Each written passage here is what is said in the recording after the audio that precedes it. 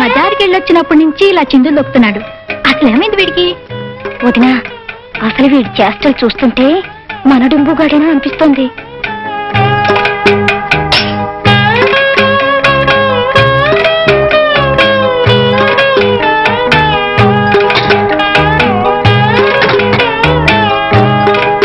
అయిపోయింది, అయిపోయింది, నా పని పూర్తిగా అయిపోయింది. నేనేం పాపం చేశానని అందరూ నన్ను ఇలా అనుమానిస్తున్నారు. అమ్మగారు, మీరైనా చెప్పండి, నేనే కదా? అవును, నువ్వేగా. చిన్నమ్మగారు, మీరు చెప్పండి, నా మొహం నాదే కదా? నీ మొహం నీది కాకపోతే ఇంకొకటి ఎలా అవుతుంది?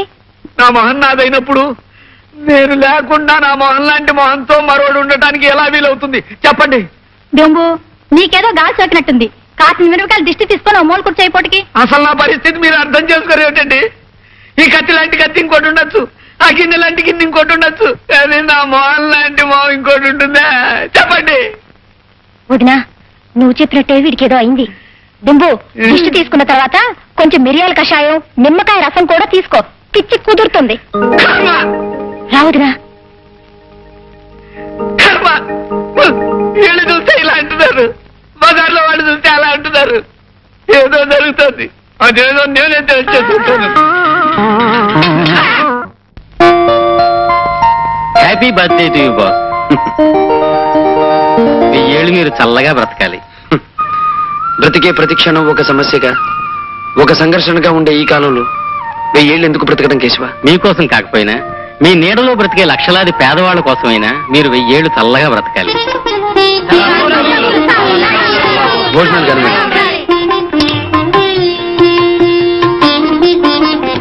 బాస్, మీకు ఫోన్. నరసమ్మా, నువ్వు వడ్డించు. అలాగే బాబు. Hello. Hello Ramu, many many happy returns of the day. Thank you Vijay, thank you very much. బాగా సందడి వినిపిస్తుంది. నిన్ను విష్ చేయడానికి చాలా మంది పెద్దలు వచ్చినట్టున్నారు. ఎంతో పెద్ద మనసున్న మనుషులు చాలా మంది వచ్చారు. ప్రేమాభిమానాలే ఆస్తిపాస్తులుగా ఉన్న మనుషులు చాలా మంది వచ్చారు.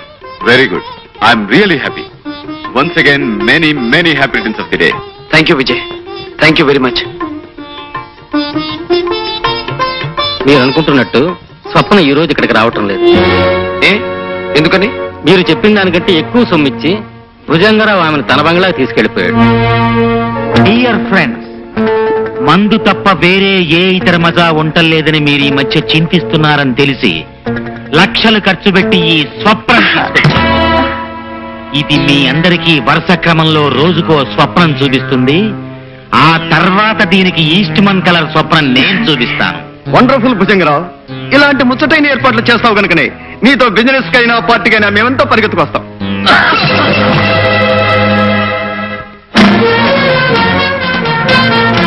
నువ్వెందుకు వచ్చావు ఇక్కడికి? నీ ఇష్టం వచ్చినప్పుడు రావటానికి ఈ తెరుచు కూర్చున్న పంకజం ఇల్లు అనుకున్నావా? భుజంగరావు, ఒళ్ళమ్ముకునే పంకజం ఇల్లు నీతి నిజాయితీ అమ్ముకునే నీళ్లు కంటే గొప్పతే తెలుసా? ఈ ప్రపంచంలో పరశురాం కోరుకున్నది మరో మనిషి అందుకోవడానికి వీల్లేదు. బాస్, పోలీసులకు ఫోన్ చేద్దాం. అందుకు నాకు అభ్యంతరం లేదు. కానీ పోలీసులు వచ్చాక విషయం బయటపడితే మీ పెద్దలకు మంట కలుస్తుంది, మీ పరువు బజార్న పడుతుంది, మీరు నవ్వులు పాలవుతారు. అందుకు సిద్ధపడితే ఫోన్ చేయి భుజంగం. Very good.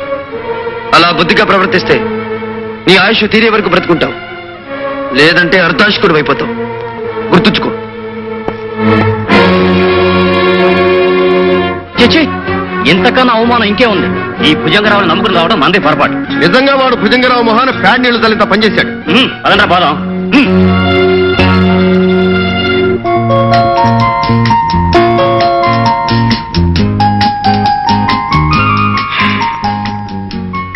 అందమైన స్వప్నాన్ని అందరూ అందుకోవడానికి వీల్లేదు, అనుభవించడానికి అంతకంటే వీల్లేదు.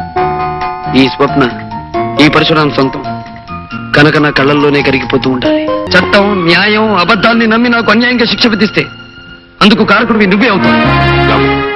నువ్వు నిజంగా నిర్దోషమైతే నీకు న్యాయం జరిగేటట్టు చూసే బాధ్యత నాది. I promise you.